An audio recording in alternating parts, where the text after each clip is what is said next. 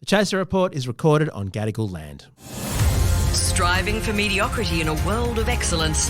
This is the Chaser Report. Hello and welcome to the Chaser Report with Dom and Charles. Charles, you seem to be back after the most dramatic announcement at the end of last week, or I think it was Monday's episode, that you were going off for months on end. Yes. Is this I'm another too one of busy your for you. bold Too plans that didn't work out, or are you worried? I'm Are you just worried better. that Andrew was so good on yesterday's podcast that you were worried he might have taken your spot? Well, he did do a lot of research, didn't he? He did. But so I'm mainly back here. Look, I'm back here to do a proper podcast episode. But before we do, can I just ask, who was better, me or Andrew?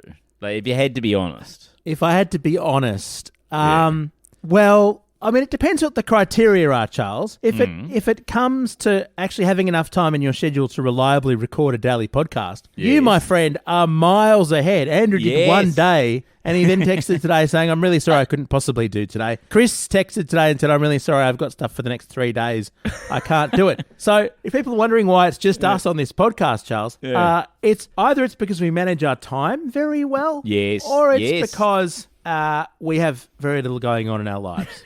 Whichever of the two things it is. Why not both? But you know, like, Andrew joins a 900 episode podcast. Yes. And then flakes after one episode. Yeah. I mean, it was a good episode. Yeah, it was a good episode. He's kept his average high. All the stuff about the doddery other politicians. But a lot of like, discussion of former Russian leaders, Soviet leaders. Do you remember the cricketer Sean Tate? Yes, who vaguely. was a very, very fast bowler for New South Wales. And I think he was in one test for Australia. He was very talented, extremely fast bowler. His body kept on breaking, right? And he had one test, and then he retired from long-form cricket, which was defined not just as test, but it was also one-day internationals, i.e. 50 overs, to concentrate entirely on 20 overs because bowling more than 4 overs was too much for his poor body. Well, I'm all for that. I think getting Andrew back one episode occasionally, when he does some research. He's the Sean Tate of podcasting. But he was very good. I mean, just the polish, Charles. The professionalism. Better than me. Well, it depends. I don't want to judge. It's you know. If you like random pauses and you like unjustified flights of fancy and big theories, and I'm sure some people do. Yes. Then there's a very good case for you. That's why they tune in. I'm going to think about that while we're taking our break. Yes, look, Charles, it's like a romance, really. If you can't get the person you want on the podcast, love the one you're with. That's what I say. Like the song. So this is like a marriage, isn't it? It's getting a bit that way. 900 episodes. It's a bit longer than a marriage. Now, but let's actually get into some fanciful flights of fancy. I'd like that because, frankly, it's getting a little awkward and I'm missing Andrews so much. So if you could distract me with some news. And there is big news today, Charles. Yeah. Well, I mean, before we get into the big news, I was just going to say to you, Dom, I was thinking the other day, isn't genocide bad? You know, isn't genocide, like, don't you think genocide's kind of bad? Don't you think? Hang on, wait a second. Yeah. Charles, we've not had a meeting. We haven't reviewed our position on genocide. What? We have not But caucused. What? It's in our platform. I'm pretty sure we wrote it down somewhere when we started the Chaser that we were against genocide. You know as well as I do that you can't take a stance on something like that. What? Without consultation and a thorough process. Charles, when you joined this podcast, you undertook not to take stances on things like this. What? This would be more comically justifiable if you weren't famous for just taking massive, bold stances on everything all the time with no basis. But anyway, let's keep it going. Charles, I'm outraged that you've come out on genocide. I have no position because we haven't had a meeting about it yet. I'm going to have to expel you from the podcast. I'm sorry. Andrew, come back, Andrew. All is forgiven. But I am absolutely certain when I joined this podcast that we were all vibing on the whole anti-genocide thing. Like, that was one of the reasons why I was hanging out with you, was because I thought we all agreed that genocide was... I'm pretty sure we wrote it down somewhere. I'm pretty sure. You're going to have to rethink your position, Charles. You're going to have to rethink your position. So, I don't know. So wait a minute. I'm going to suspend you indefinitely. What can I say? Well, you can say that you're in favour of gay marriage because For many, many years, you wouldn't have been able to hang on. endorse gay marriage. Yeah. But now the caucus has belatedly got together on that one. And but we're in favour of that now. The other reason I joined the podcast was because I thought we were against gay marriage. For years we were against gay marriage, weren't we? There's nothing like an analogy with a news event. Yeah, look, this is interesting, Charles. Look, you've got very many members of your family who've been in the ALP. You've been in the ALP. Yes. It's a bit of a straitjacket, isn't it?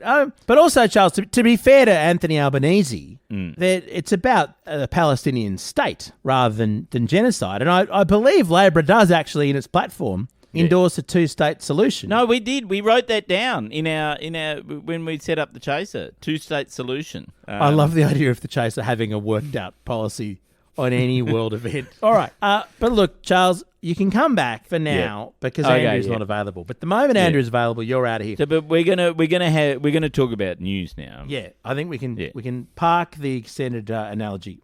Yeah, okay, right. Okay. Good. Because Peter Dutton has come out. He's done some reading at the tea leaves, and he believes that there's an early election on. He's called it, according to the Herald. He's warned coalition colleagues that the fact that Albo's pulled out of going to NATO in Washington next week means that an early election is coming on. Labor's trying to sell its domestic agenda. And Albo doesn't want to seem like he's not focusing on cost of living. It's election o'clock, Charles. And you know why I reckon Peter Dutton knows this? And he's probably best placed in the country to know this, which is that he has probably read his own internal polling data and realised he has fucked up so fucking royally with the nuclear stuff that if Albo called an election tomorrow, Albo would definitely win the election because Dutton has got himself into a total pickle. Right, and so Dutton is playing the mind games of somebody who thinks he's playing four-dimensional chess, but he's actually playing one-dimensional checkers. So you think it's a double bluff? You think he's come out and told his MPs not to go to an early...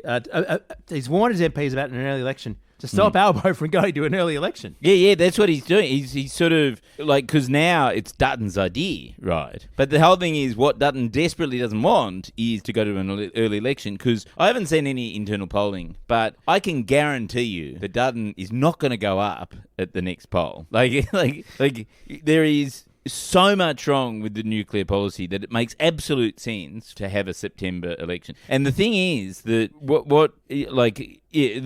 there's a whole lot of things playing in that favour, but isn't the point. The other problem is the interest rates. What will happen with the interest rates? Like I reckon Albo is going to look at the inflation rate, and that is going to be whether. But he's not going to call it now. He's going to call it like in spring. It'll be like early September if he goes to an early election. Yeah, no, that's what they're saying. They're saying look out for the election in September. Yeah, and so Dutton's come out and said that to let Albo know that he'll be all prepared so that he doesn't do it, because the only thing Dutton can do now is play for time, because he's come out with such a bad policy that he's going to take 6 or 9 months to actually work his way back up. I think there's a flaw in your analysis, Charles, if I may be slightly critical. Okay. Which is that... Were you critical with Andrew when he had analysis? No, I was very admiring. It was wonderful. Well, it's very hypocritical. Because he'd done his research.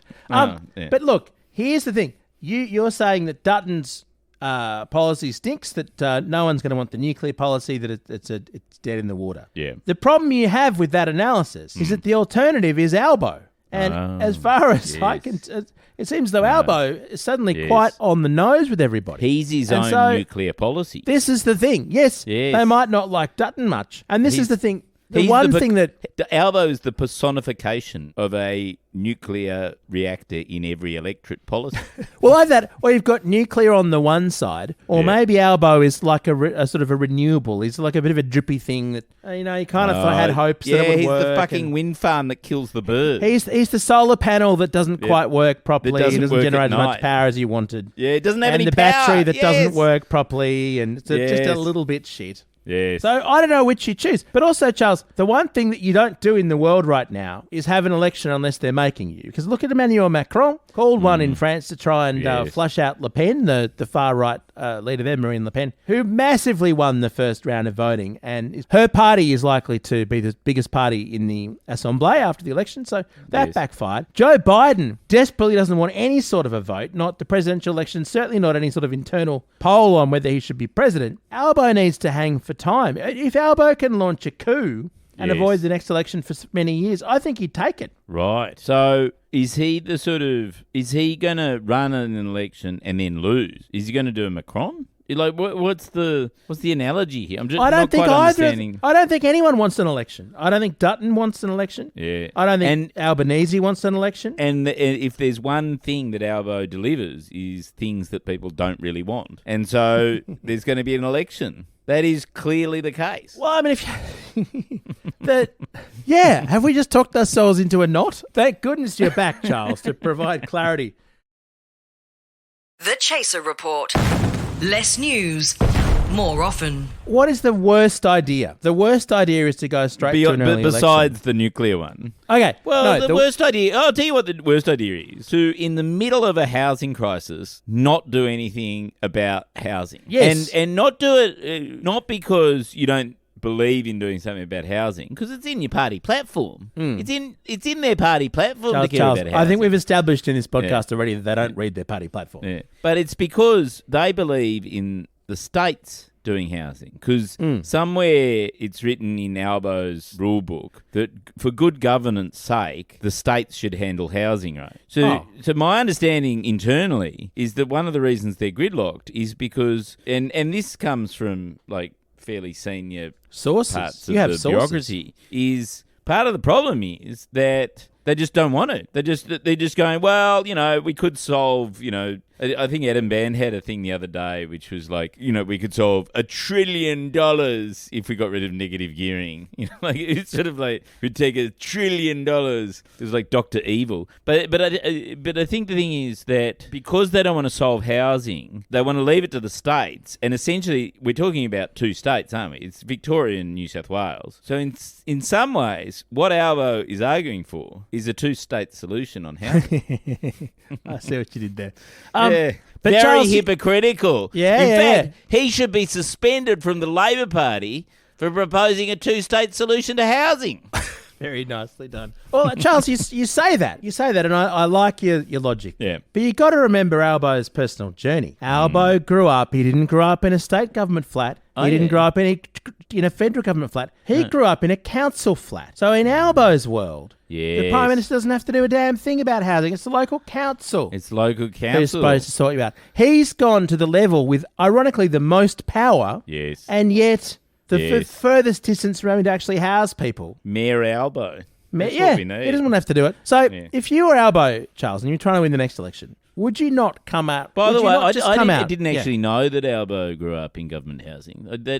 I'd never heard that one before, by the way. You think he should have perhaps mentioned it? Yeah, he should at some mention point? it more often. He's trying to make really himself likeable. Yeah. Every time he says that, Charles, every time that comes up, it's just a reminder that we don't have that system anymore. That today's Albos don't get to grow up in subsidised housing. Yes. Particularly not in Camperdown. He grew up in the inner city of Sydney. In a council flat, very near Sydney Uni. Yes. That same flat now is probably sold to, I don't know, some boomer investor for $4 million, two-bedroom little flat. Yes, and it is almost certainly being negative gear. Yes, and it's almost certainly hasn't been renovated since he lived in it. Yeah. So, I don't know, if you were Albo, would you not, and you want to win the next election, wouldn't you? No.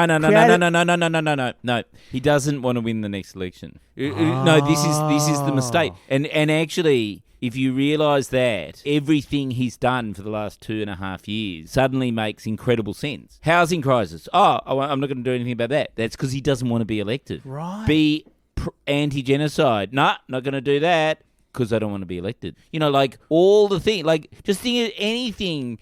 Fix the environment. Nah. Let's just kill a few more penguins because he doesn't want to be elected. Well, Charles, you say that. He's been very decisive about one thing. Ooh, what? Fatima Payman is toast.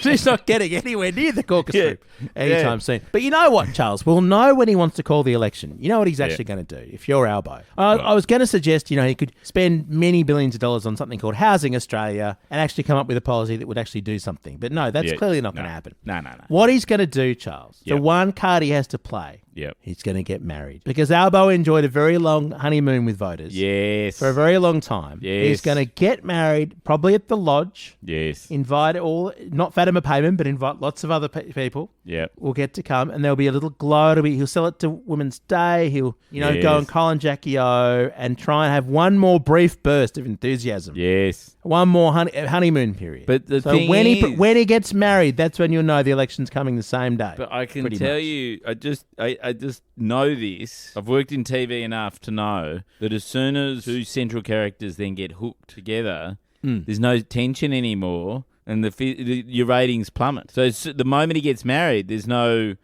possibility of further romance or whatever. It's over. It's over. And that proves me, which is he's going to get married and not be elected. He doesn't want to be elected, and then lose the election. All right, and then lose the election, Charles. I do like your honeymoon idea, but don't you think that'll last about? I mean, that's what I'm saying. It'll last a week at best. Yeah, it'll last a week, and then we'll end up with fucking Peter Dutton. Our gears from Road, we're part of the Iconoclast Network. Catch you tomorrow. I don't know who's going to be doing the podcast tomorrow, but something will happen in the feed. See you then.